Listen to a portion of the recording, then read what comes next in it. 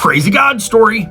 A few months ago, my friend Benjamin stopped at a gas station and he heard God tell him, ask the cashier if she's okay. And Benjamin was like, I really don't want to do that. So he left. And like 2 weeks later, he needed gas. He stopped at the same gas station and he heard God again say, ask the cashier if she's okay. So he was like, you know what? I'm going to go for it. So he asked her, are you okay? And before he could get the words out of his mouth, she started crying and she was like, no, I'm not. She shared her story, and it turns out she was going through one of the worst times in her life, and she needed somebody to pray with her and to encourage her, and that's exactly what Benjamin did. And afterwards, she felt much better.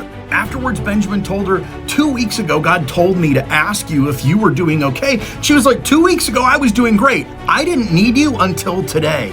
God, in his sovereignty, knew it was going to take Benjamin 2 weeks to obey, so he started preparing Benjamin's heart in advance, getting him ready to obey at the perfect time. In Matthew 21, Jesus told a parable of a man who had two sons. One day he told them both to go work in his vineyard. The first son said, no way, but then regretted it and eventually went and did what his father asked. The second son said yes, but then changed his mind and didn't do it. According to Jesus, even though the first son delayed his obedience, he was still considered faithful and obedient to the will of his father. God is never angry or done with you because of your past failures. He just wants you to give him your future and he'll give you a fresh start.